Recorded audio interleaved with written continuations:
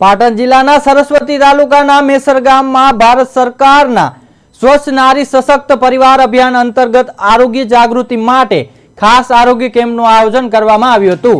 હોન્ડાના પ્રાથમિક આરોગ્ય કેન્દ્રના આયુષ્યમાન આરોગ્ય મંદિર દ્વારા આયોજિત આ કેમ્પ નર્મેન્દ્રેશ્વર મહાદેવના મંદિર પરિસરમાં યોજાયો હતો। કેમ્પમાં દીપ પ્રાગટ્ય કરીને મેસર ગામના સરપંચ અને આરોગ્ય વિભાગના અધિકારીઓએ આરંભ કર્યો હતો।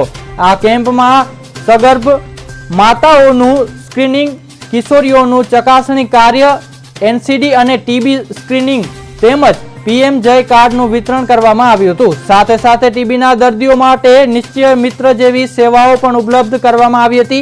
બીપી, ડાયાબિટીસ અને આંખોની ચકાસણી જેવી વિવિધ આરોગ્ય સેવાઓથી ગ્રામજનોએ લાભ લીધો હતો।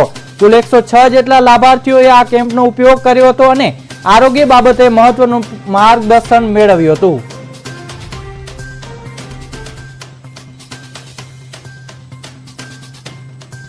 अंतर्गत 17 सप्टेम्बर से 2 ऑक्टोबर सुधी देश में विविध स्थले आना अंतर्गत केम्प राखवामां आवे छे। जेना कारणे जेना अंतर्गत आज मेसर गाम में ईज विषय केम्प राखवामां आव्यो छे।